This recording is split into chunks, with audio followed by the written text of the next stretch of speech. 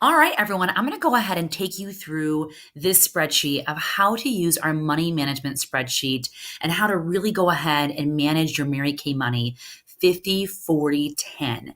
And so this is a great formula that we use to make sure that you're putting your money in the right places for your business because all the money that you make in your sales is technically your business's money first, and then you can pay yourself your profit from that. So 50% of our sales always goes back into our business to order the product. It either has to go back into the business to restock your shelves because you went ahead and filled that order, or you have to go ahead and order that product for your customer from Mary Kay Corporate, from the company. So we buy our products for $1 wholesale and we sell them for $2 retail. So if I sold, for instance, $100, 50 of that would go to order the product or restock my shelf.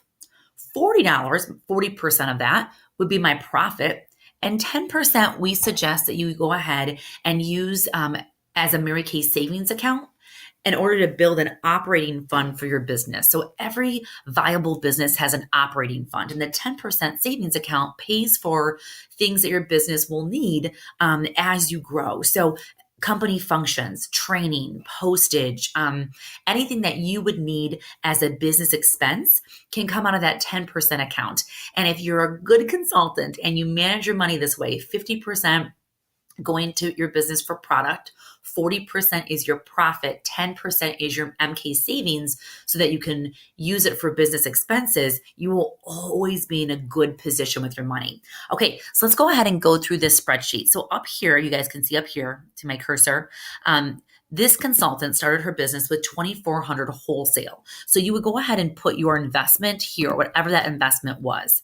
You also might have a payoff date from when you want to go ahead and pay off your initial investment, or once your initial investment is paid off, then you can put a monetary goal here. So maybe you start with 2,400. Maybe you're a Ruby starter, go ahead and start. That's your investment. Let's say you pay that off.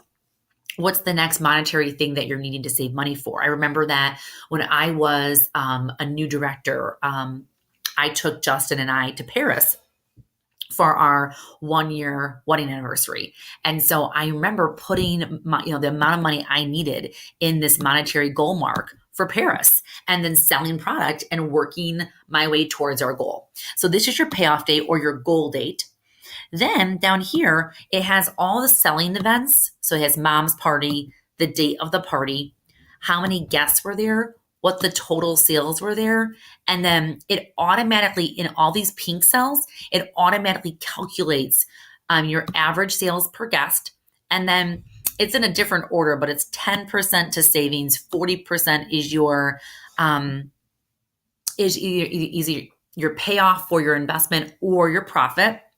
And then 50% goes to replace your inventory or to order the product. And then it tells what your balance is because you're paying off your investment with 40%.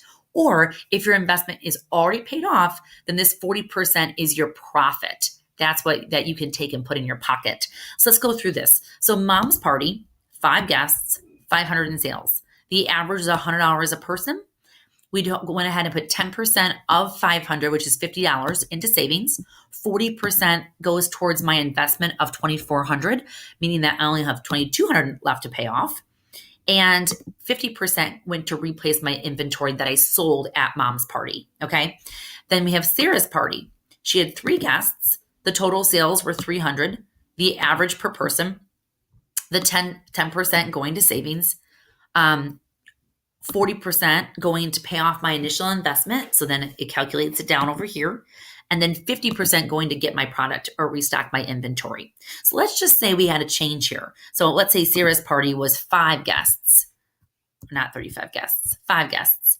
Okay, look, oops, there you go. It automatically changed everything. So now, because it was 5 guests with 300, my average per person was $60. I put 30%, $30. Is that right still? Yeah, $30 into savings. 120 is towards my investment, and then 150 goes to replace my inventory, right? Let's just say I sold $600. at Sarah's party. It will automatically change it for me. Okay, so now my average is 120 per person. Now I'm putting $60 into my savings, $240 goes towards my investment, and $300 goes to replace my inventory. Okay, so that's what I think is so great about this is that it shows me a couple of things in one piece of paper and it's automatically programmed for me. So let me change this back so I can kind of take you through this example. Okay, so in this example, the consultant started with $2,400 is her initial investment. Once she pays that down, she's going to go ahead and pick a new monetary goal. Maybe you're saving for a home. Maybe you're saving for a vacation. Maybe you're paying, college tuition. Maybe you're paying off a loan. That's what you would put in here. Okay, and that's what is so great about that is that the 40% column, that's what gets you to your initial investment payoff or your monetary goal.